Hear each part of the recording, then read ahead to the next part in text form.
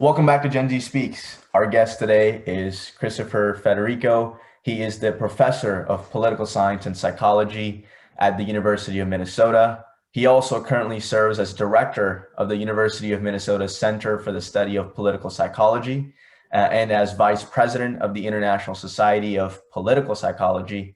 He is also the author of the 2017 book called Open versus Closed: Personality, Identity, and the Politics of Redistribution. Professor, thank you so much for coming on. We appreciate your time. Glad to be here, Ibrahim. Let's dive right in. I was in my research for this podcast, I was reading some articles regarding your research, and a quote that you said stood out to me. You said, "People come to value partisanship as an identity in and of itself." And you said that they just want to see their team win.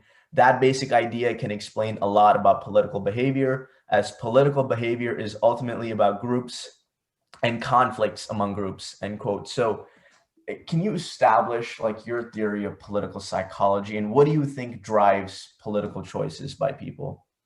Well, it's a good quote you have there, and I think that actually speaks quite a bit to the nature of politics, not just now, but in general. And, one thing I would add is that, that's not my theory per se. I believe it is true, but that is sort of a conclusion that a lot of political scientists and social psychologists have come around to over a great deal of research and the work of a lot of people. I would say that if there's any one person in political science, for example, that has spoken strongly about that perspective, it's Professor Lily Mason, who wrote a book about this a couple of years ago in 2018. Uncivil Agreement was the name of it. But the core idea there is that groups are very important to political life. When we engage in politics, often we're engaging as members of particular groups. So an old idea in psychology, which was actually the discipline I was trained in, is that we can think of ourselves as sort of idiosyncratic individuals who are special in this way or that, or we can think of ourselves as members of some group. And when we shift toward the second end of that spectrum there, that kind of fundamentally changes how we relate to the world. We're not relating to the world as a individual with specific isolated interests, but as members of a group. And in the context of politics, we're members of a lot of very relevant groups. And those can include racial and ethnic groups, religious groups, class groups, or income groups. All of these things have kind of been, the substance of political competition for a long time. But really what makes the present era distinctive and so heated in many respects is that all of those other identities that might feed into why a person believes what they believe or behaves in the way they do about politics is that they're all aligned with partisanship in some way. So just to give you a very simple example of this, the two sorts of identities or characteristics we often think of as central to political behavior are partisanship, what party do you belong to or identify with, and then ideology. Do you identify as a liberal or a conservative, as a member of the left, or as a member of the right? Now, the interesting thing is, as hard as it is for us to think about this as people, living in 2021, is that ideology and partisanship weren't always aligned with one another in the United States and in a lot of other places. So if you go back 50 years in this country, you have a party system where there are quite a few liberal Republicans or centrist Republicans and quite a few conservative Democrats. But one thing that has changed over those 5 decades is that there are much fewer of those people. Most Democrats identify as liberals now. Most Republicans identify as conservatives. So ideology and partisanship overlap with one another a lot as well. But if you look beyond that particular type of alignment, you also have sorting in terms of a lot of other identities. So race and racial attitudes is a very important one. The Republican Party has become an increasingly a party of white Americans. Whereas the Democrats are a more diverse party that has a coalition of people from a lot of different racial and ethnic groups. Another important divide is religiosity. Do you identify as very religious or as very secular? 40 or 50 years ago, the parties weren't too distinguished in terms of how religious on average their members were, but that's no longer the case. Democrats are far more secular than they used to be. Republicans are far more religious than they used to be. So what is the impact of all of these other things overlapping with partisanship? If partisanship just stands for whether you're a Democrat or a Republican, there's going to be some conflict there, as you would see between any other opposed groups. But when being a Democrat or being a Republican implies a lot of other things or a lot of other identities, all of those different axes of group conflict kind of overlap with one another and reinforce one another and make partisanship more about more than mere politics in a sense. It's about worldview. It's about what racial or ethnic group you belong to. It's whether you're religious or not. And once all of those things are aligned with one another, group animosity becomes a lot more heated. We no longer see the people on the other party team as being necessarily people we can work with. They're seen as fundamentally different and alien in some respect. And we feel very threatened by the prospect of them having political power. So in a nutshell, that's really, I think one of the most important factors in understanding why politics is the way it is. It's not the only thing. So, it sounds like you looked a little bit at some of the other work I do. And what we find in a lot of that work is that underlying personality traits and psychological characteristics, needs, traits, and motives, as we call them, those overlap also a lot with things like what party do you identify with? Do you identify as a liberal or conservative? And that just adds yet another sort of distinction that overlaps with a bunch of other distinctions, again, making conflict perhaps a little bit more heated. Yeah, we'll jump into the characteristics part of it in a little bit, but before we do that, you talked about how partisanship didn't have this underlying identity part of it 50, 60 years ago. What do you think in your mind, was there a catalyst that changed things, that enabled partisanship to become a part of our personal identities across the US? Well, it's kind of a complex development, and there are certainly a lot of things that fed into it. And there are a number of different ways you can think about it. In political science, we often think about it in terms of the leading steps taken by what we call political elites. So by political elites, we typically mean elected officials associated with the parties, party leaders, and in some cases, depending on how you define things, pundits and intellectuals and people who write about politics and talk about politics and put together sets of political ideas for a living. Those people are very influential in determining what the political menu is in a given society, what it means to be a liberal or a conservative, or what it perhaps means to be a Democrat or a Republican. So one thing that kind of happened in the lead up to the polarized America that we now exist in is that leaders of the Democratic and Republican parties started taking very different positions on things, more so than they did on average, say 40 or 50 years ago. Democratic leaders became more uniformly liberal. Republican leaders became more uniformly conservative. So often, it starts with the leaders, so to speak. To some extent, it also starts with the kind of people we think of as party activists. So people who aren't elected officials per se, but who are way more active than the average person and kind of push for certain policies or statements from their leaders. So those folks are very influential.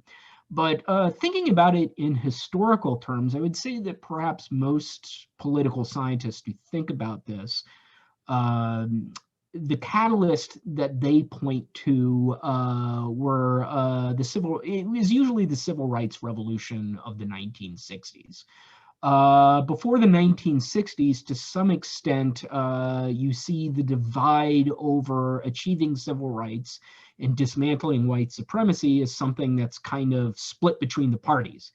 You have quite a few Republicans who are interested in pursuing civil rights and quite a few Democrats who are dead set against a civil rights revolution of any sort. But in the 1960s, we have the passage of the Civil Rights Act of 1964 and then the Voting Rights Act of 1965, which really revolutionized politics in many ways. But one way in which they changed things is they kind of permanently redefine the images of the parties in terms of how they stand on achieving civil rights, dismantling white supremacy, and what have you. The Democrats pretty much become a party identified with civil rights and with progress for Black Americans. And over time, you also start to see on the other side, the Republicans become sort of a party of going slow in civil rights or outright resisting it. And the argument that I think most political scientists will make is that that just had a profound effect on how people sorted into the different parties at that time. So take ideology, for example. The most conservative Democrats 40 or 50 years ago or further back were Southern Democrats, Southern white Democrats, who had positions on civil rights that were fairly hostile. And once the parties sort of realign at the elite level on civil rights, then you see a lot of those people stop voting Democratic. And you see their children cease to identify with the Democratic Party. Rather, when they enter the political system, they're more likely to align with the Republican Party.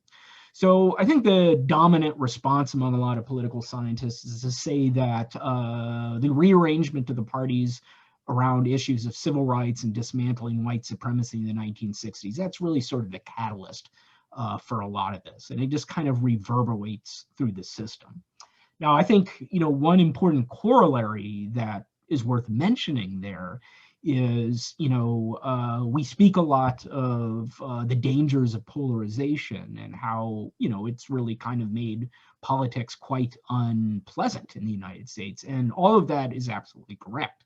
In many ways, democracy is under a great deal of stress right now because of the level of polarization and the fact that different kinds of people are very much sorted in different ways into different parties.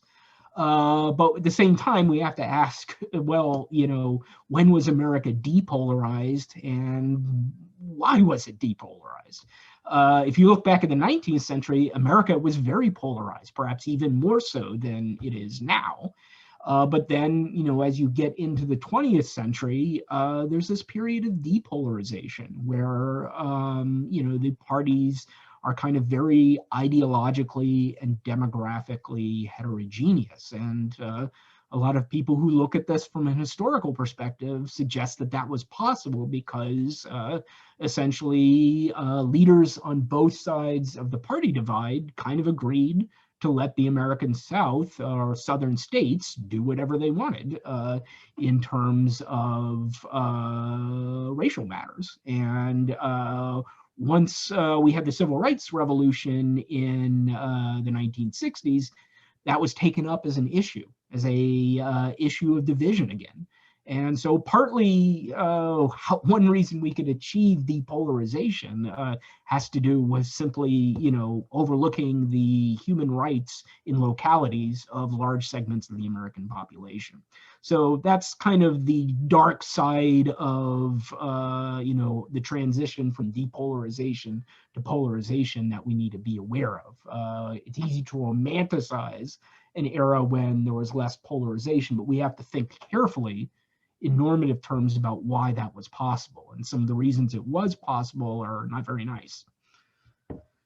That's such a fascinating point.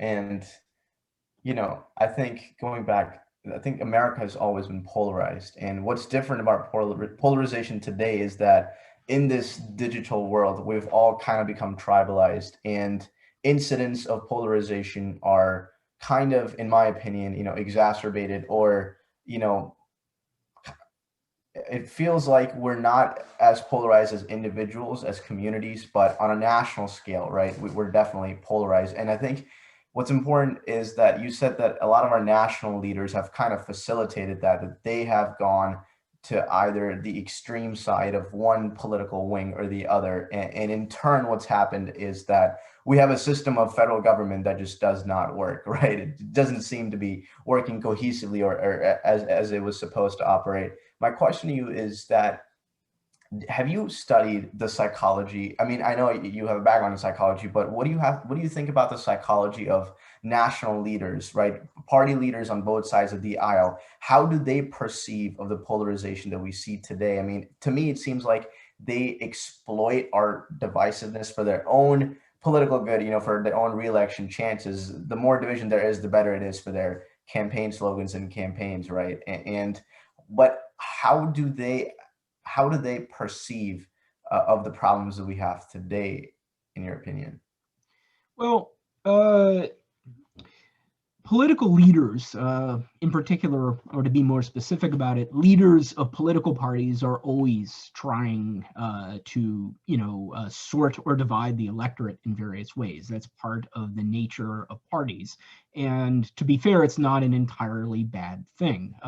Parties exist to manage and channel underlying conflicts in society. And so party leaders will, for strategic reasons, try to divide the electorate in different ways, or expand or contract the range of people who get involved in this or that political conflict.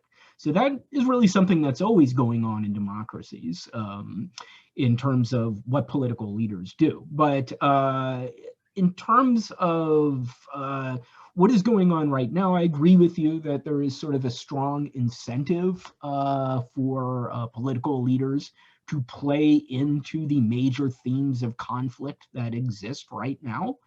Often it is said that we're at a point now where so much of America is sorted in terms of being a relatively strong Democrat or a relatively strong Republican, that it doesn't make as much sense as it used to kind of aim at what we call the median voter in political science. Those people in general are less active in politics, and they're less likely to even pay attention to what political leaders say.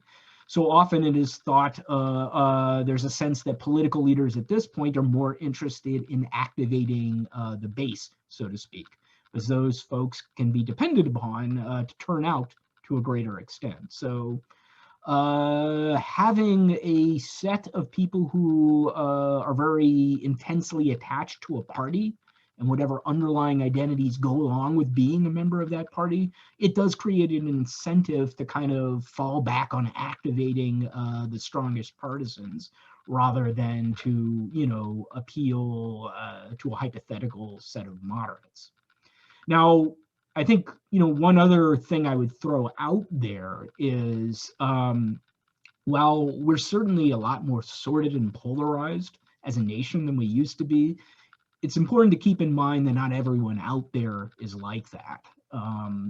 Individuals differ enormously in terms of how much they know about politics, how much they care about politics, and how central they think politics is to their sense of who they are. So it's really only the folks who spend a lot of time thinking about politics and learning about it and caring about what it means for their identities who really get invested in, the nature of polarized political life and react this way. There are a lot of people who, do identify as Democrats or Republicans, liberals or conservatives, but, they don't really, follow every word or react as strongly. So, that's kind of the flip side of this. We have to keep in mind that there are a lot of people out there that, aren't, just inflamed by politics to the extent that we see among folks who are really attentive to politics. See, that's very interesting, Professor. I really believe this intensity aspect of it kind of plays, it's the critical role. So clear, I mean, there are people, like I consider myself more moderate libertarian. Um, and it seems that in these political preferences, that there are people that are moderates and there are people that, share values from each party, right? And the interesting part about that is they're there, but the people that make the most noise and the ones that get the most coverage are those of the far left or the far right. And it's this aspect of like groupthink, like just like you were saying and what Ibrahim was saying about the tribalization. It's continuing to grow and grow and grow. And I don't really know how to what the solution is to this, because in my opinion, I believe that it's all based on perception, like you were saying. It's this perception that the Black supported civil rights movement, that's for liberals only, and I don't necessarily agree with that. I believe that there's conservatives that believe Blacks, and there are Blacks that share uh, those policies, right? And so I don't, what do you believe? Do you believe this, first off, do you believe the perception of either being very far left or very far right is fair? And how do you think, if not, and how do you think we can go about fixing that? Well, there are a couple of things here. First of all, there is some evidence that partisans overestimate the extent to which they are fundamentally different from members of the out party, so to speak. That is, that's very common in politics, but it's also very common to all human beings who identify with groups. Once we see ourselves as being a member of a group, we tend to see our group on average as very different from some other group on average. So, that's one thing. Another thing is that, interestingly, in the realm of politics, I talked a lot about how there's been this growing process of social sorting. So a lot of the different categories that we belong to as human beings, they're kind of sorted more differentially across the parties than they used to be. The corollary to that at the individual level is that partisans tend to overestimate how much that is the case. For example, Democrats tend to strongly overestimate how rich the average Republican is. On the other end of it, the average Republican tends to vastly overestimate the percentage of Democrats who are LGBT, for example. So this is all part and parcel of how we perceive ourselves once we see ourselves as being members of groups. So to some extent, the fact that politics is so groupish just kind of leads to this vicious circle of over-perceiving just how different we are in some respects. Now, last thing I'll mention is, it's often said, not just by people who study politics for a living like myself, or people who comment a lot about politics, that we're affectively polarized. So by that I mean that we have people really hate the party they do not belong to, compared to how they feel about the in party. That's kind of one major development that a lot of political scientists have noticed. People don't really feel more positively about their own party than members of their own party felt about 40 years ago, but they've come to really hate the other party. And we call that affective polarization. But the question is, who do people have in mind when they're thinking about the other party? So what kind of Democrats does the average Republican have in mind when they think about and emotionally react to the Democrats, and vice versa?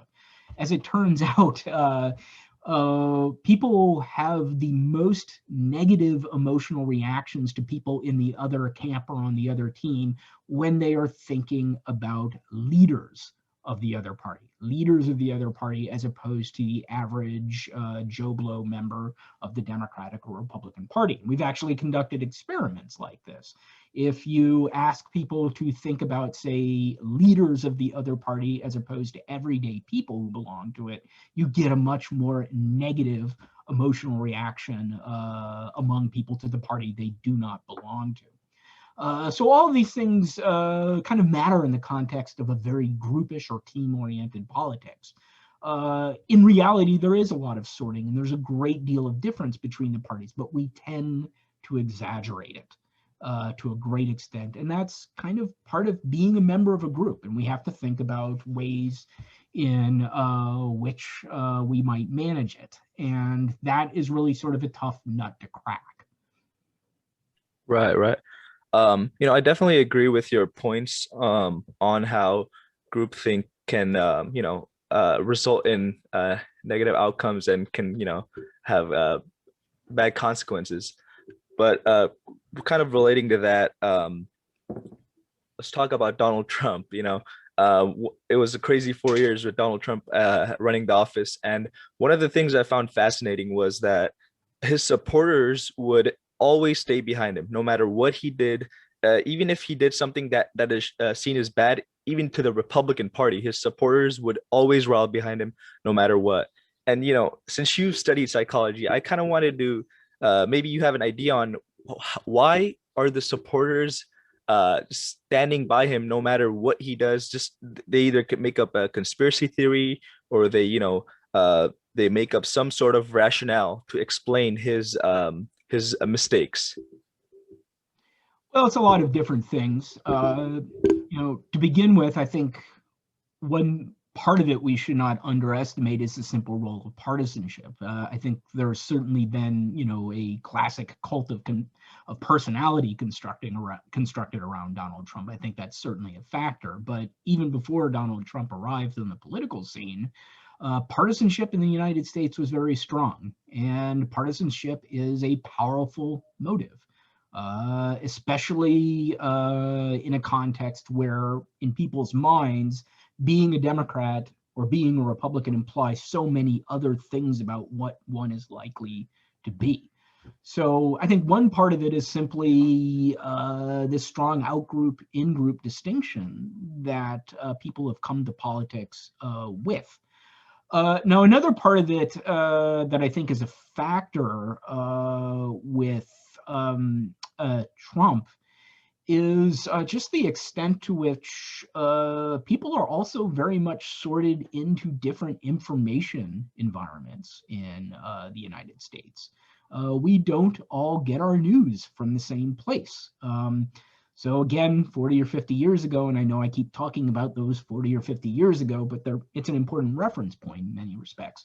40 or 50 years ago, you could get your political news basically from either your local newspaper or one of the three major networks. And those three major networks were, for most people, the only thing on TV. So between 5 and 5:30 in the evening, you didn't really have a choice to do anything but watch one of the network newscasts, if you watched at all.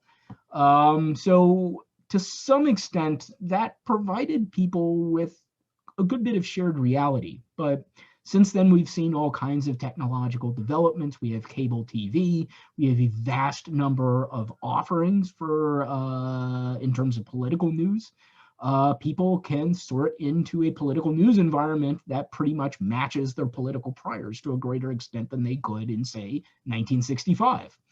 We have Fox News, we have MSNBC, and we have a whole bunch of other even kind of more extreme outlets that one can find on the internet. On top of all that, you can choose not to pay attention to anything political on TV. You don't have to watch the news at 5 o'clock. You can flip over to something on one of your 500 other channels that you might have available. So basically, a lot of developments, when you put them together with, this identity divergence we've been talking about, allows people to sort into a very different information environment. And I think a big factor in,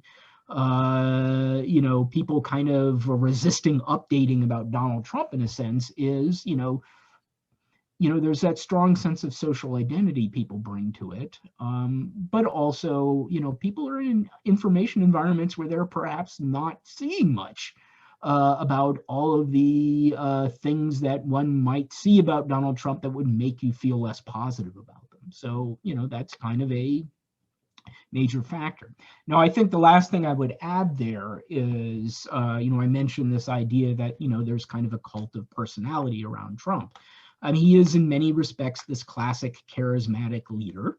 And I think one thing that we're seeing an increased amount of evidence for is that being a Trump supporter is kind of an identity, a social identity in and of itself, that overlaps a good bit with being a Republican, for example, but not entirely.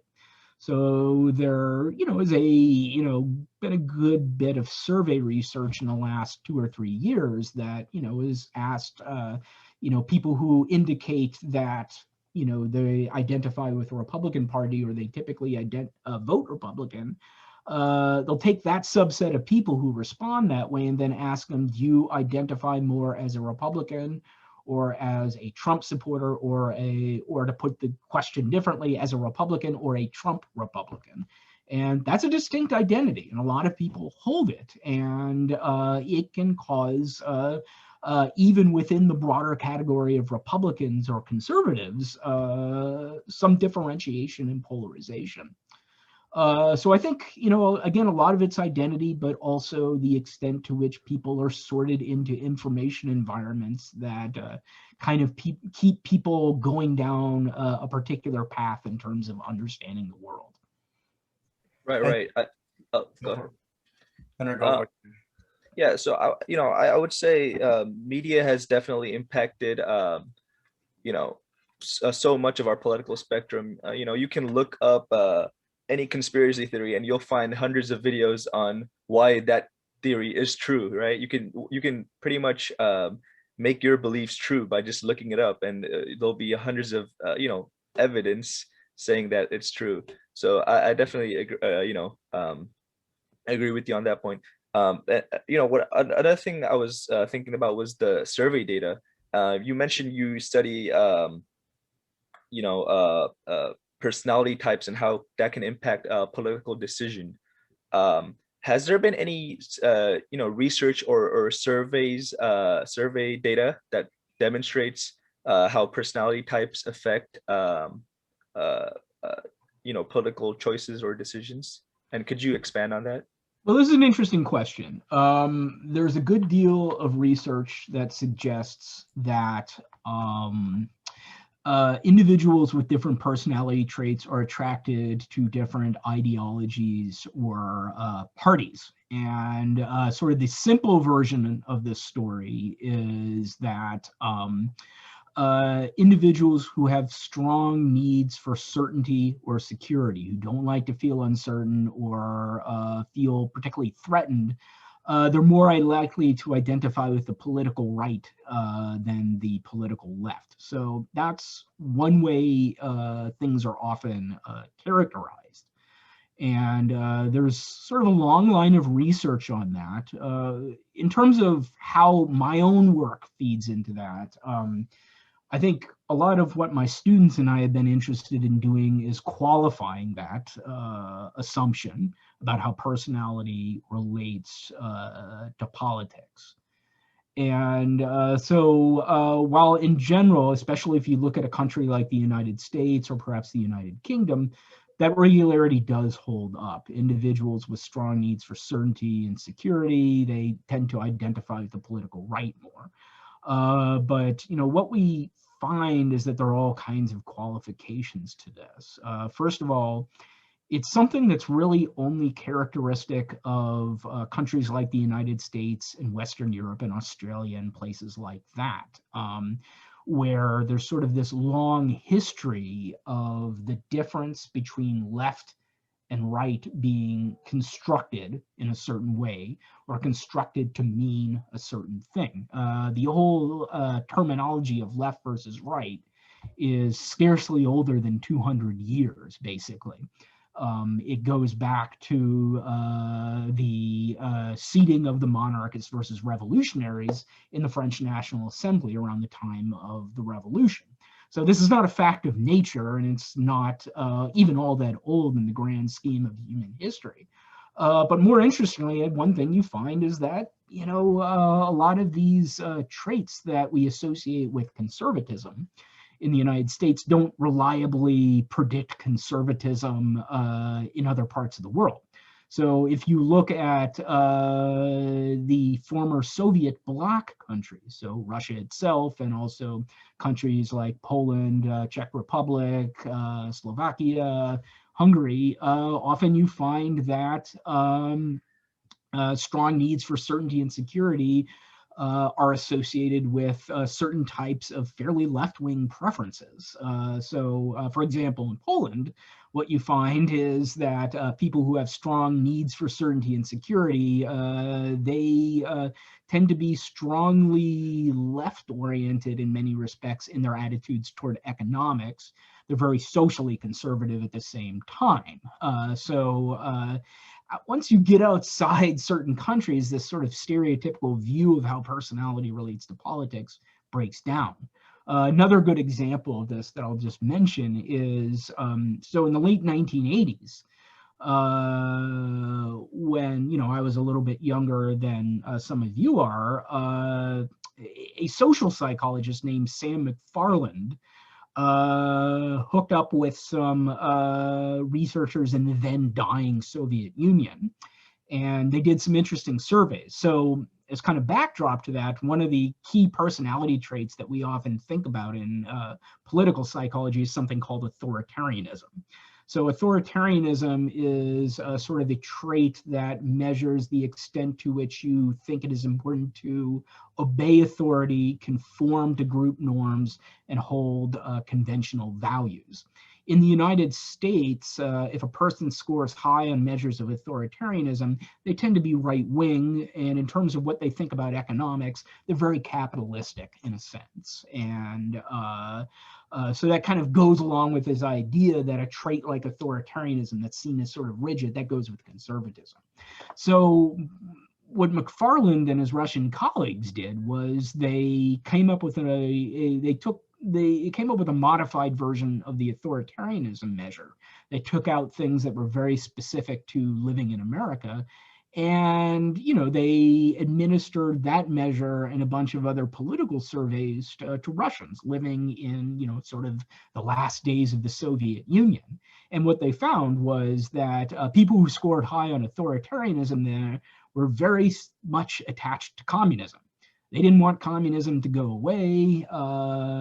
They kind of were more likely to hold fast to the ideas of the then dying communist world. So a lot of these traits can function in different ways depending on the political context. And one reason why authoritarianism made people left-wing in a sense there is because that was kind of the status quo.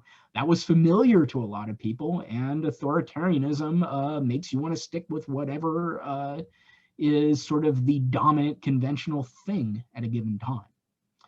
So that's another sort of interesting historical example. Another one is that even if we look at a country like the United States, these personality traits don't always predict different political preferences. So the only people we really find this tendency for needs for certainty and security to predict conservatism strongly are people who care a lot about politics. People who are sort of like at the top of the heap in terms of knowing a lot about politics, caring about politics and being interested in it, and seeing politics as being sort of central to their sense of who they are. If you look at those folks at the top of the spectrum on that dimension, they're the people who kind of really sort into different political camps strongly on the basis of their personality. But if you look at people who aren't, as wedded to caring about politics as much, people don't differ as much depending on whether they're left or right in terms of their underlying personality traits. I have a few other examples I can go through, but I don't know how much you want me to do that at this point. Yeah, it seems to me that over the course of history, there are time periods where we see kind of an increased rise in authoritarianism. And I think we're in that moment where we're seeing that across the world, not just in the United States. I mean, we see that in the Philippines, right? We see that in China, in Russia, and I can go on and on.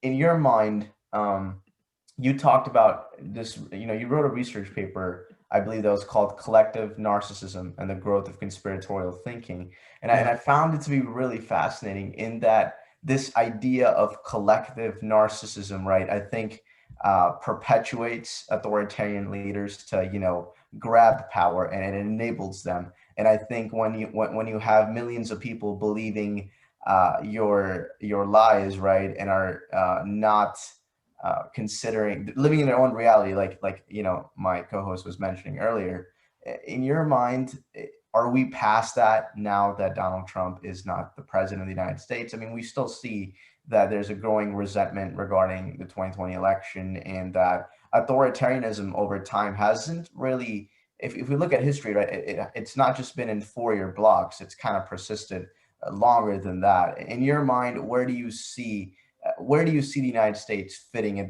that stage of history? Do you think we're past that collective narcissism, or do you see things getting worse now that people who are of those beliefs are not in power, are not in the public mainstream? Donald Trump obviously does not have a Twitter account, but we know that he's not going to change what he thinks, and he still has a lot of influence and power. Well, that's an interesting question, and there are a lot of things going on there. There's sort of the element of collective narcissism. There is this sort of global phenomenon of rising authoritarianism from, sort of a variety of ideological backgrounds in many respects. But then there's this question of where are we headed right now?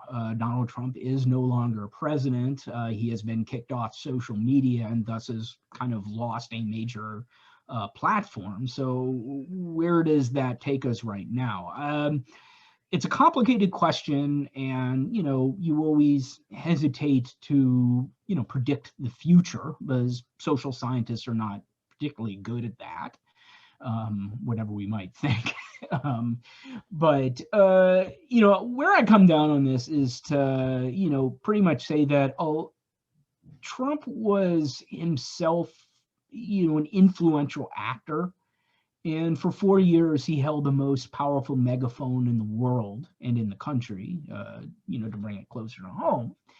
And, he had a lot of influence on, what people in his partisan camp thought. So, and we shouldn't underestimate how influential he was in his own regard, or how things might change if he's no longer got the megaphone he had.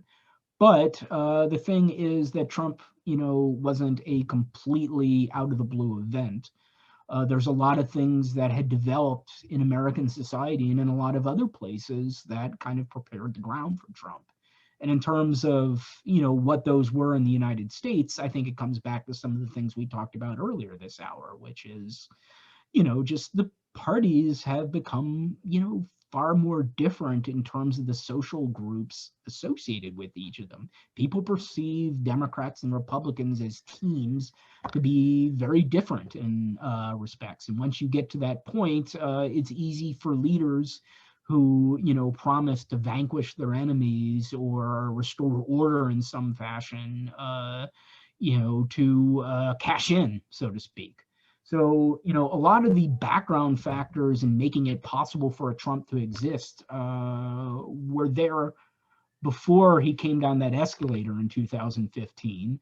And I would say that they're still here now. We're still a very divided country, as we can see from the sort of lingering bitterness that, the 2020 election left in its wake. And I think we're going to be dealing with that for a good bit longer. Now, how that is changed by the fact that, Donald Trump is no longer got a megaphone and, beaming his consciousness into our minds every day, that remains to be seen. Right now, many leaders in the Republican Party, with some very notable exceptions, are kind of standing back and, not differentiating themselves too sharply from Trump. And there are a variety of reasons for this. It comes off as kind of very cult of personality-like in many respects. But, there may also be, a sheer element of strategy there in terms of, well, Trump commands the largest group of people within, our party coalition. We can't afford to alienate those folks, even if we privately think that Trump is insane or damaging or, even, not really a representative of the broader conservative political tradition in the United States. And so, things are kind of frozen right now in a sense. But I would say that we're really, still in a situation where there is a risk, even if Trump is not, out there all the time. A lot of these factors that have given rise to, authoritarian leadership in the United States and in many other parts of the world are still there. And I think what's going on in different countries is a little bit different. There are different causes and reasons for this in different places. And, obviously, China, for example, has become, more and more authoritarian under its current leadership, even compared to, leaders previous, leadership groups previous to the one that's in power right now. And, why that's happening is a little bit different from, why there's been an authoritarian turn in the United States and, in other places. So partly it's dependent, but, even underneath that variation, though, I would say, there's sort of common dynamics to the nature of why authoritarians receive political support. Right. I kind of want to keep up with this mindset of collective, collective groupthink. And so in Nazi Germany, I kind of want to change up the pace a little bit. So in Nazi Germany, I'm sure you're aware of Viktor Frankl and his notable book, Man's Search for Meaning.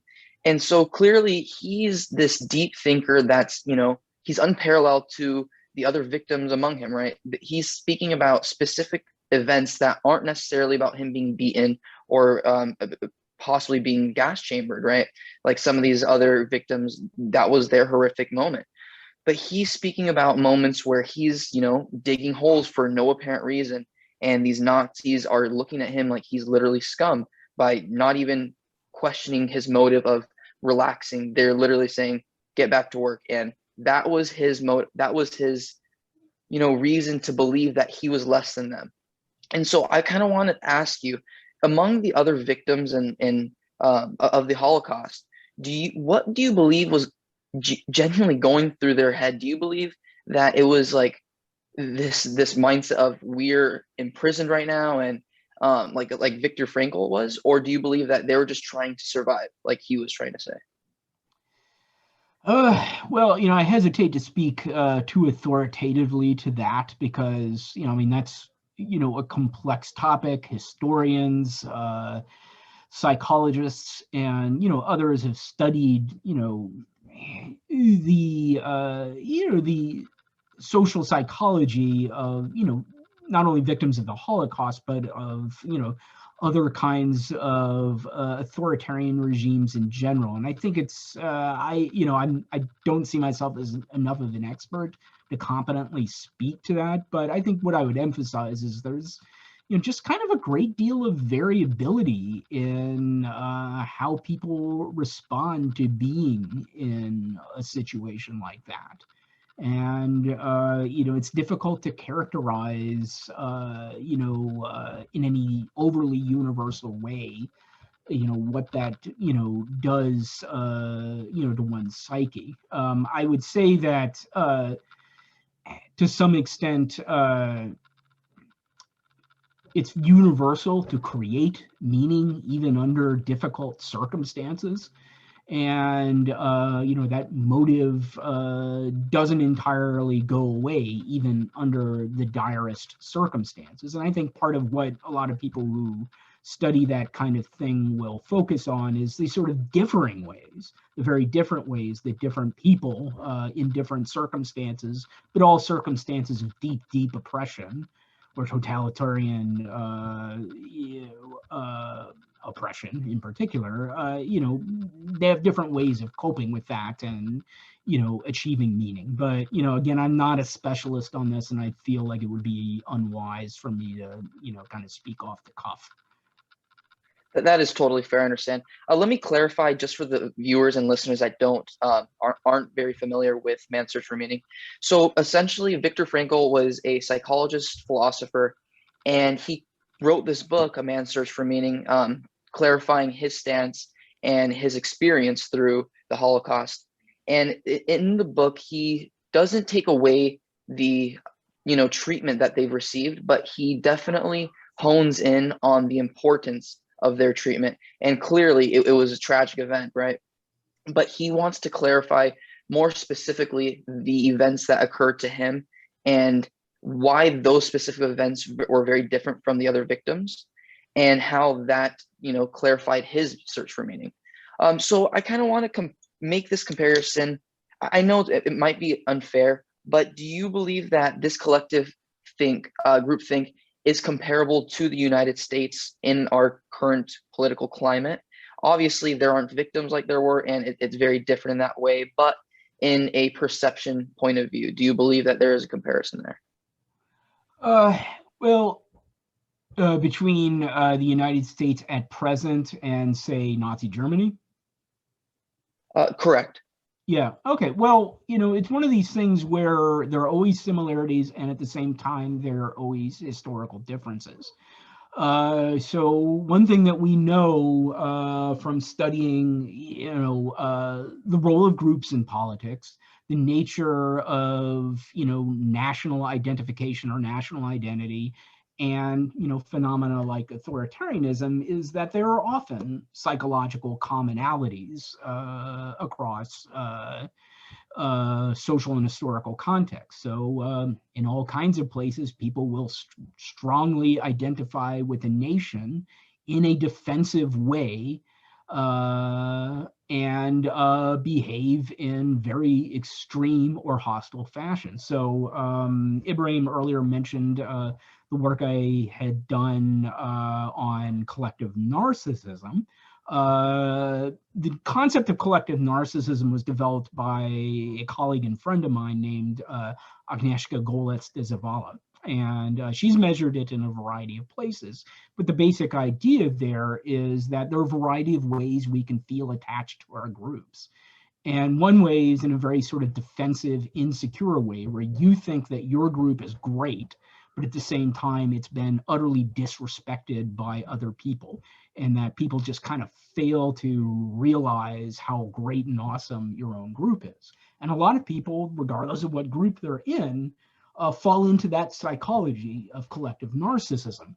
And one thing that we find is that extreme nationalism, things that look like, say, fascism, often go along with a strong sense of collective narcissism about one's national identity. And you can find that in a variety of societies, even with, very different histories, different ideologies, and, different views. So, I suspect if you could take a time machine and go back to the 1930s Germany and administer measures of collective narcissism, you would probably find plenty of Germans, particularly those who sympathized with the Nazis, who scored high on collective narcissism. And if you look back at the nature of Hitler's appeals, and those of the Nazi Party, was often, kind of aimed at this idea that Germany is great, Germany is wonderful, but we have been screwed by all of these other people, by other countries, by the communists, by the Jews, by the gypsies, all of these people who, fail to recognize the greatness of our national in-group and have held us back. So you always kind of see that. Now, that's sort of a general set of psychological processes. On top of all those psychological processes are specific histories, social structures, and groups that are competing with one another in a particular society. So while there may have been some commonalities among individuals in Nazi Germany and perhaps in any other country, including the United States, in terms of experiencing this narcissistic mentality, the social and historical context is very, very different. There are different competing parties. There's a different history. There are different ways of seeing the self.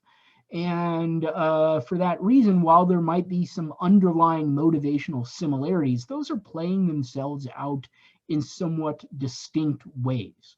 And we have to understand those social and historical differences above and beyond whatever underlying psychology is occurring if we want to truly understand how things are going to play themselves out. So that, that's the basic answer I would give.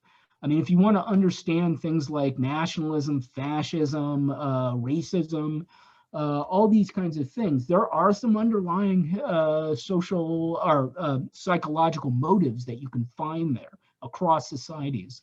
But the way they manifest themselves in different societies is often very unique and non-comparable in that respect. I agree with you. I think it's always tricky to make generalized, comparisons with earlier time periods. And I think when we do that, that kind of allows us to have kind of faulted opinions about what's happening presently in contemporary times. And I think the moment we're living in now is different, is vastly different, right? Especially in this digital age where information has become so much democratized and everybody has an opinion on pretty much everything. And social media has obviously allowed us to interact with each other and be, and see different types of opinions. I think a similarity, an underlying similarity, if you will, that I do see from, past historical time periods with authoritarianism is that same concept of collective narcissism. I think that is still prevailing to obviously not as great of a degree as it was in the 1930s. To a similar degree, it is prevailing. And I think you've done some work on epistemic motivation, and I think the epistemic motivation behind people in this current day and age is vastly different than it was in the 1930s. But I do want to touch on this idea that narcissism is only present in leaders. I think collective narcissism can also be prevalent in demographics and in voter groups, as different identities or liberals or conservatives. But I think both sides see each other as a narcissist, right? There was this stereotype where conservatives always viewed liberals as arrogant, right? And liberals now consider a lot of conservatives to be arrogant. And I think this constant back and forth where I think it all goes back to perception, like you were saying. To me, it seems like things will only improve if we start to see each other as part of a greater humanity. And I think it's very idealist to me to say, but I think that's where we should be headed. But what do you think prevents us from looking into the humanity in each other in the current polarized world that we live in? I mean, it seems a very basic concept, and I think as a person who's kind of a progressive, obviously, but would like to, believe that I can have an independent mind and I can think for myself. But what prevents us from seeing the common humanity in each other? It seems like a basic concept and a natural thing, but we haven't really gotten to that point, in my opinion. Well, one thing I want to emphasize is that, a lot of sort of the partisan hostility and polarization we see, I mean, it's very real and, it's certainly very consequential. But at the same time, and it reflects, very common, very human psychological processes. Once we identify with groups, we behave in a distinct way and we see ourselves as very different from people who are in other groups. Another part of this is, again, this idea that different traits attract people to different political viewpoints. I mean, one thing I want to emphasize is that, while those are very robust processes, in many respects, they're also contingent in others. We were not always this way in terms of how polarized we are. Not all societies are as polarized as we are right now. So one thing you touched on, it's kind of a good starting point here, is the notion of a common in-group identity.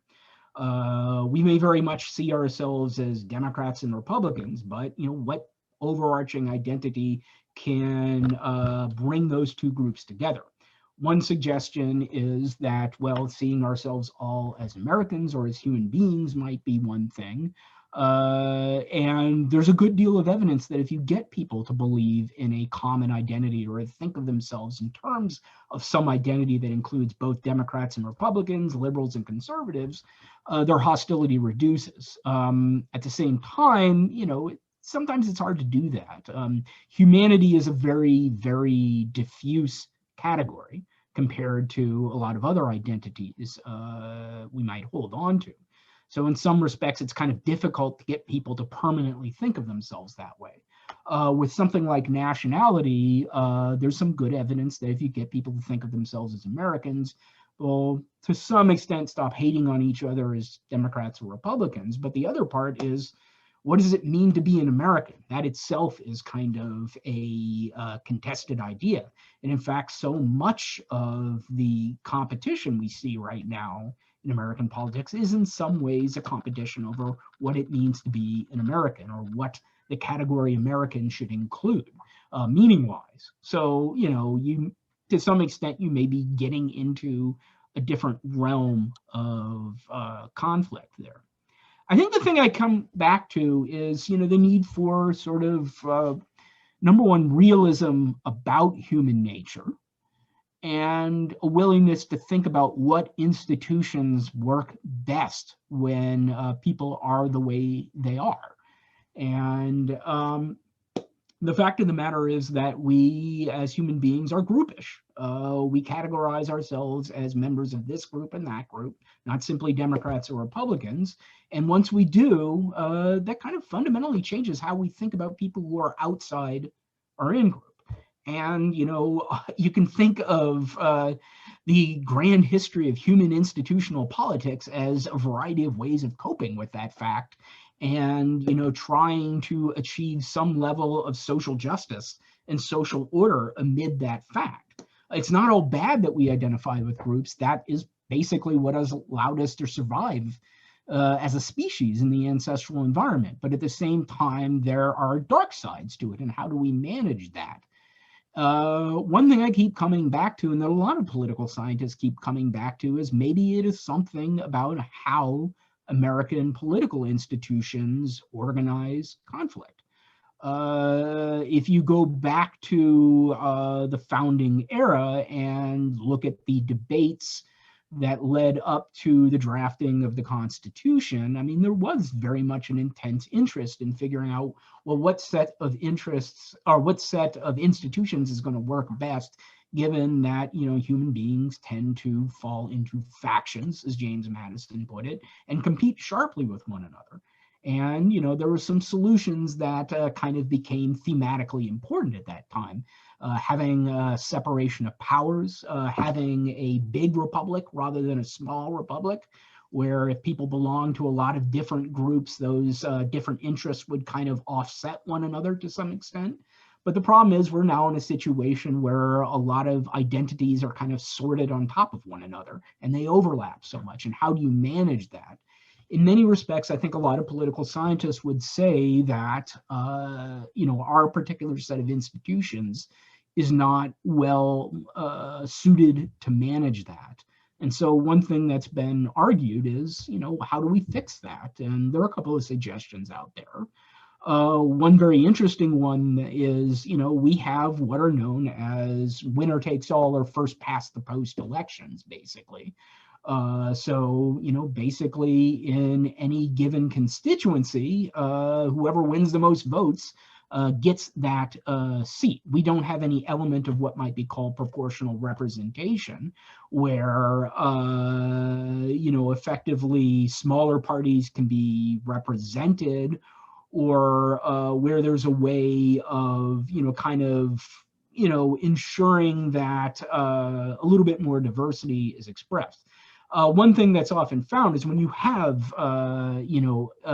elections where there are single member plurality districts or first past the post, to use some of the technical political science terms, you tend to gravitate toward a situation where there are only going to be two parties. Competition is going to become, solely two-party. There's even There's even a name for it in political science, Duverger's law, after a French political scientist who talked about it extensively. So, one way of getting away with that would be to kind of move away from, single member plurality to systems where, any party that gets a certain percentage of votes over above like a threshold, say 5%, will be guaranteed some, seats. And, one thing that might do is make it more possible for positions that aren't currently well represented in our partisan system to emerge. So, one example would be, people who have more of, say, a libertarian mindset, where they tend to be socially liberal or, and perhaps more market oriented in their views about economics. That's kind of a hard position to represent in a system where the choice becomes dichotomous. Same goes for people who might be socially conservative, but, want, a more redistributionist government. So one thing that's often argued is that if you have a system like that, you might be able to kind of develop a more complex, diverse set of parties, and thereby kind of, tamp down this bipolarity. The last thing I'll mention about institutions is, in the United States, we find it difficult to conceptualize politics without the notion of a president that sits at the top of everything. The presidency is very much not just a part of our system of government, it's part of our identity. That's what we think of when we think of politics. And, we have a long-running presidential system, but political scientists who study different political systems are often very leery of systems that have a strong presidency that sits apart from a separately elected legislature like we have in our country. And the reason for this is that it kind of makes the question of, well, who is our legitimate leader? Who represents us as a nation into a complex one? If the presidency is controlled by one party and the legislature is controlled by another, it kind of raises this question of who speaks for the nation, who represents us, how are everyone's preferences being aggregated into a common voice? And one thing that's often been found, if you look at politics comparatively, is that presidential systems with a strong presidency that sits apart from a legislature, they tend to be more unstable and prone to breakdown and democratic lapses than systems that are, say, more parliamentary in nature, where the main thing that you do for the national government is vote for a member of parliament, and then, the winning party or a coalition selects a executive, a prime minister. There does tend to be that regularity. And political scientists who studied that tendency of presidential systems often said that we were the exception to that. And I think a question that's on a lot of our minds right now, are we ceasing to be that exception? So to make a long story short, I kind of rambled here and I apologize for that, is, human nature is what it is. We tend to be members of groups, and there's not a lot we can do to change that, but we can have different institutions that channel that tendency in different ways and control the way in which group conflicts manifest themselves in organized political competition. Now, of course, it's hard to change institutions, so we may be kind of back at square one. But I think that's one thing that a lot of us think about. Yeah, that was a fascinating response. There's a lot of information to dissect there. But one thing you didn't mention was about the two-party states, and I found that pretty interesting. It seems like Americans right now, we all have some policies we agree with, whether it be Democratic or Republican, and there's no way we can it's hard to identify with both or support both. If you're for say a liberal and you support a Republican policy, how do you got to vote for the opposing party, right? It's and personally, I think there should be some sort of way we can some institutional method where we can support policies rather than groups. And I don't know, maybe this might sound a bit idealistic, but do you think it's I mean, you said the two-party systems are kind of inevitable, but do you think there's a solution to this where if I want to support a policy, I'm voting on that rather than just the party itself?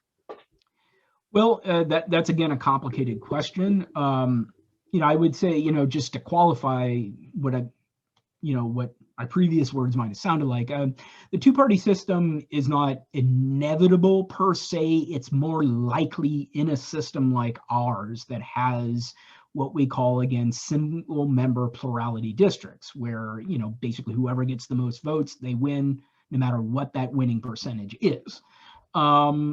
There are other systems where that is less of a tendency. And in those systems, you often get a wider variety of ideological options, or to put it a different way, the political menu has more items on it.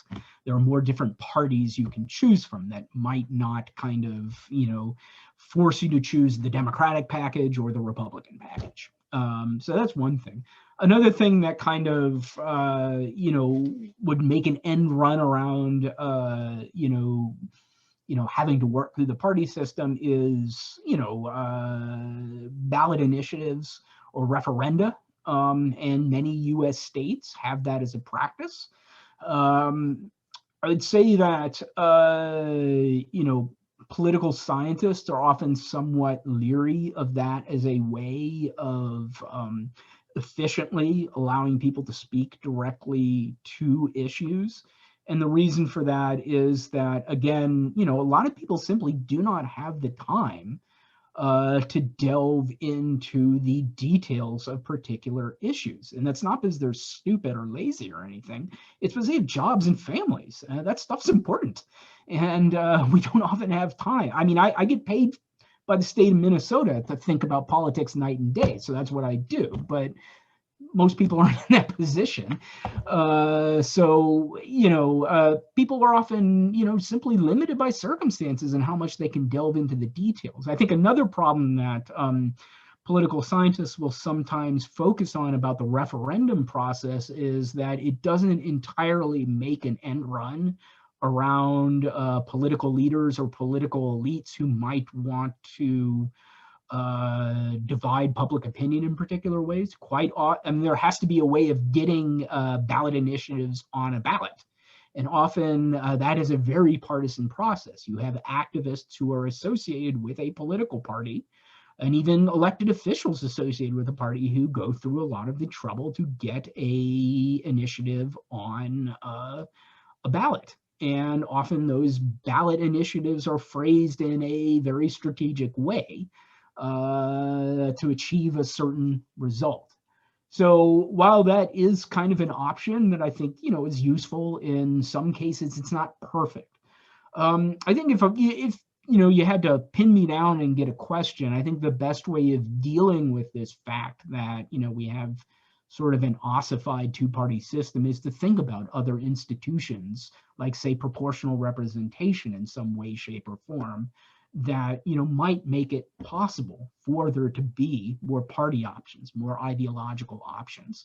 And again, one nice side effect of that, in theory, might be a lessening of this bipolar conflict we see right now. So kind of going off of that bipolar concept you're speaking about, so we go back and we look at Reagan, right? And and I want to consider it modern history. It was the peak of the Cold War, right? And there was just a lot of tension going on when it was basically US versus them. And so we look at Reagan, and majority of I want to say a vast majority of citizens that did vote, they did like Reagan. And they liked Reagan because he was a strong leader, a great speaker, his communication was on point. And I think the commonality was that we needed a strong leader that was able to speak to the citizens, right? And right now, I believe that citizens of the US, they want a strong leader, but compassion is a growing interest, compassion and consideration for not only the citizens, but for outlying states and countries as well. And so what do you believe a common attribute is that all citizens do want, and maybe a presidential candidate can unify in some way the citizens of the US? Well, that's an interesting question. underneath it all, there are certain, underneath all of our divisions, there are things that all people kind of look for in a leader.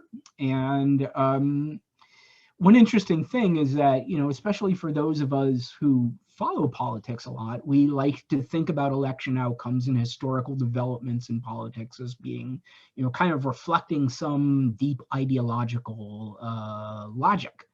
The triumph of certain ideas, perhaps, or modes of leadership. And that those things are relevant, but there are also a surprising number of things that are very mundane in a nature, in a sense. And one of those things is simply economics, and is the country embroiled in a costly war, for example. So, it's very easy to predict election outcomes. It's a little bit less true right now for a variety of reasons than it used to be, but it's very easy to predict election outcomes in terms of the state of the economy in the two economic quarters prior to an election. If the economy is doing bad, then the incumbent party is probably going to get turned out. If it's doing good at that time, then the incumbent party is probably going to be maintained. And so, I'm 48 years old. I'm a member of Generation X. The two presidents that would, two-term presidents that kind of loom large over my youth would be Reagan and Clinton. And, both of them in interesting respects benefited above and beyond their particular leadership qualities, which both of them had. From how the economy was working at different times. In 1980, in the lead up to that election, the economy was in the tank, partly because the Federal Reserve had engineered a recession to eliminate inflation, and that hurt the Democrats as an incumbent party. At the same time, when you fast forward 4 years, to the 1984 election, Mondale loses in a landslide.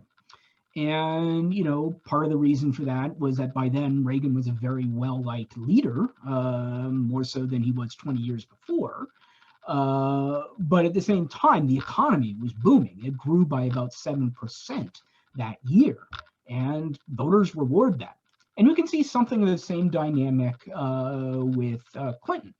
By the time the 1992 election had occurred, even though the first President Bush came out of the Gulf War looking pretty good, there was a recession, and recessions hurt an incumbent. And so, in part, President Clinton was able to benefit from that.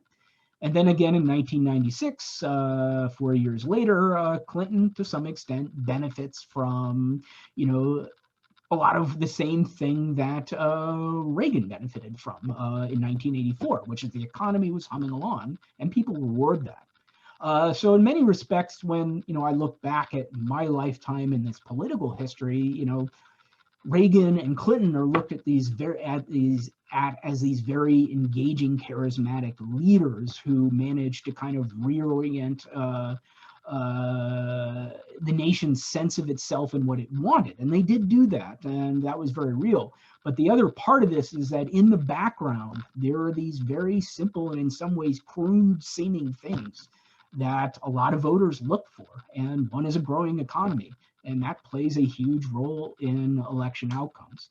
And to kind of loop it back to the original question, this is kind of the classic example of what we call a balance issue in political science. That is, everyone wants a good economy, everyone wants low unemployment and low inflation. No one wants to have the country embroiled in a war where there are a lot of people serving abroad and coming back dead. So these are some things that everyone, kind of looks for. It's not all completely a matter of, my team versus that team. So, that is to some extent a kind of check on a politics that is simply endless, repeated iterations of, this group versus that. And the interesting thing is that even if like election results, say in 80, 84, 92, or 96, even where the economy ends up mattering a lot more than we might intuitively think it does, the fact that those economic conditions produce a certain consequential electoral result can reshape history.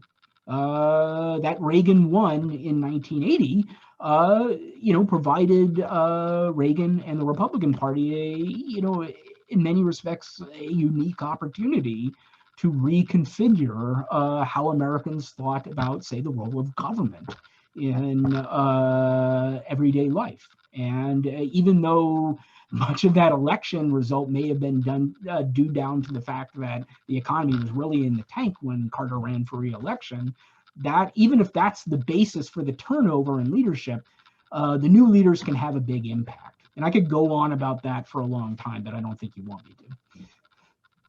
Well, I do agree with you. Aside from the technical aspects, such as, the economy and outside external factors, I do believe that charisma plays a huge role. And what everybody wants is a leader that is able to relate to them. And it is very relatable in general, right? They want somebody that's able to speak to them, not only on maybe an intellectual level, but on a personal level as well. So I do agree with that, and I appreciate that answer. I think you brought up the economy. I think there's so much nuance there as well. I think, we, like you mentioned earlier on, Democrats used to think of Republicans as these rich people, right? And that's kind of flipped, where the Republican Party is now appealing more to working class Americans, and the Democratic Party is continuing to do so, but the Republicans have been able to, get some of that electorate. And it's what's confusing to me always is why a lot of voters choose to elect billionaires that have exploited working class people, like Donald Trump did in his personal life, and pick him as a leader. Maybe it has something to do with what people aspire to be, and they see success as they view success as a model of future success in another position, and that obviously doesn't transition well. And it's just fascinating to me to look at that, because I think there's a lot of disagreement, even in terms of what Democrats and Republicans believe of a growing economy. For some, it might be that unemployment is low, but for others, it might be that wages are not as high as they should be. And I think that dichotomy is always very fascinating for me to think about. Yeah, definitely. I mean, part of what's going on there is simply that it costs a lot of money to run for president and to have a political career. And that necessarily tends to favor people who have, a lot of money. And, say millionaire or billionaire status has some, interesting implications in and of itself. So on one hand, in general, a lot of survey research, finds that people will say they feel closer to or more sympathetic to the poor versus the rich. But within those broad categories, there is a great deal of, variability in, say, different types of rich people, and how those different subtypes or almost stereotypes, appeal to, different people in different parts of the electorate. And I think, it's kind of something difficult to unpack. I think with Trump, for example, part of the appeal above and beyond kind of some of the themes that he hammered home a lot, the hostility to immigration, for example, is by virtue of his status as a celebrity, that kind of injected some, sort of a weird, hard to parse aspect into things. I think, one thing that we haven't fully explored as political scientists or as social scientists is how did Trump's ability to win in a weird way in 2016, how did it reflect not only what he ran on or who he was running against, but the fact that he was a celebrity long before he decided he wanted to run for president. He was a celebrity that a lot of people knew about for a long time, as far as back as when I was a kid. And that kind of name recognition has an impact. It means even that a lot of people who don't pay much attention to politics came to the 2016 election knowing who Donald Trump was and knowing, his reputation as a celebrity. And I think television, both in the 1980s and in, the 2000s, did a good job kind of constructing him as this captain of industry who could get things done. I mean, in many respects, that was sort of like a TV thing.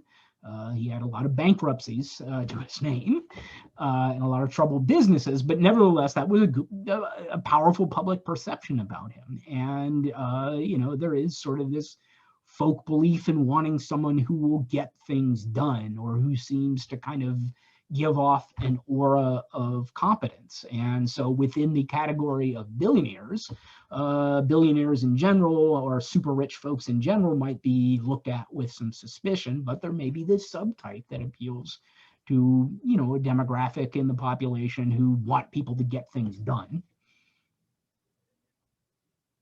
Yeah, I think it's always interesting to see that trend happening. I think in 2016, we obviously saw Ross Perot run for office, and he actually did better than people expected. And obviously, Donald Trump became the first billionaire to be president. But I think, I think we can go on a tangent here about personality and the celebrity nature of Donald Trump's election, like you mentioned. But I think Americans as a whole are kind of wary of that celebrity status in 2021, at least it seems to me. And I think that even though Donald Trump, obviously holds a lot of power, it's going to be hard for him to win back the White House, in my opinion, with the way we're going. I mean, he obviously lost by a considerable amount in 2020. And I mean, it's hard to predict these things, but it's been a fascinating conversation so far. And I want to end with a wrapping question. I know we talked about Germany, we talked about Poland, we talked about a wide variety of topics, but I didn't get to ask you what drew you to political psychology, and why do you think it's important? Obviously, it's important to understand the psychological basis for political preferences. What's most intriguing to me is that you have a center at the University of Minnesota that's dedicated solely to political psychology, and I think that's really unique. That doesn't really exist in a lot of other universities, at least not at USC where I study. But if you can just talk to us about what drew you to political psychology and why you think it's important.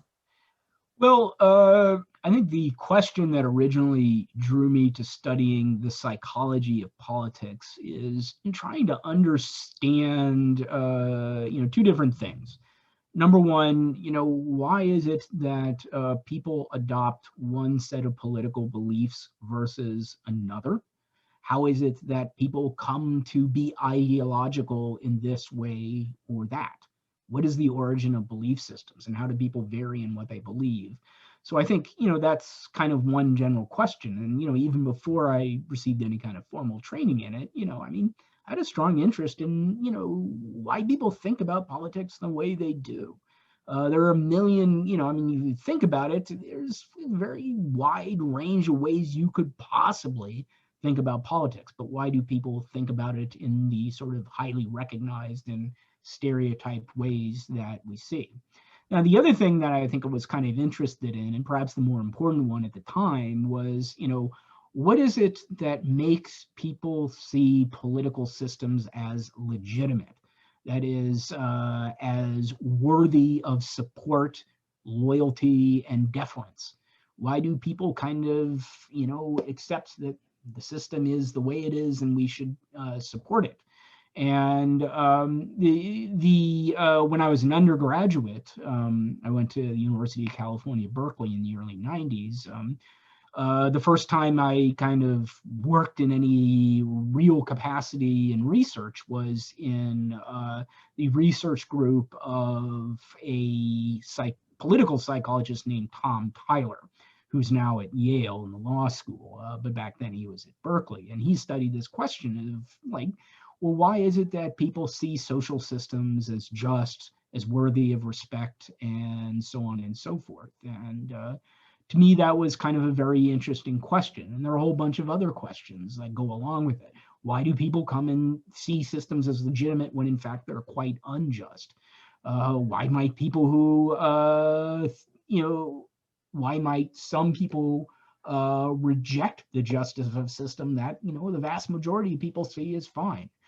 These are interesting questions. And, it was like at the time, there were just, that was what I was thinking about a lot. The sort of interesting novel story that kind of goes along with that is that when I was working in that research group, Professor Tyler received a letter from the Unabomber. We all familiar with the Unabomber? I have no clue what that means. Okay, so in the from the 1970s up through the mid 1990s, when he was caught, there was a guy named Theodore Kaczynski, who was a former math professor, who dropped out of society, went to live in a cabin in the woods in Montana, and he thought that industrial society was utterly evil and oppressive. And to gain attention for his views, he sent bombs to college professors, to airlines, and a lot of people died, basically. And in the mid 1990s, around 1995, the FBI intensified, their efforts to catch him. And the Unabomber started writing newspapers. And my advisor, Tom Tyler, commented in an article in the New York Times about what would motivate someone like the Unabomber. And the Unabomber read this, I guess, and decided to send one copy of his manifesto to my advisor, who had to disappear for 2 weeks because the press was hounding him. And eventually he was asked by the FBI to write a response, an open letter to the Unabomber to try to draw him out some more and kind of give away clues. And so, this question of what makes a person, reject the legitimacy of mainstream social institutions or resist in a violent way, that was kind of in the air then, and that left an impression on me. And it's something I continued to study over the years. What makes people adopt a particular belief system, including belief systems that many of us would see as extreme, unusual, or dangerous? Wow, that's a fascinating story. And what a story to have to be motivated to study. It's really interesting. Well, it's been a really fascinating conversation, Professor. I know we talked about a lot of topics, and sometimes, we went off tangent, but it was a fascinating conversation nonetheless. We appreciate your time, and thank you so much for coming on. I appreciated this as well. I enjoyed it quite a bit. Just, send me a link whenever there's something ready, okay? Absolutely. Awesome. Thank you. Thank you. All right. Thank you very much. I really appreciate it. Those were great questions, and I enjoyed talking to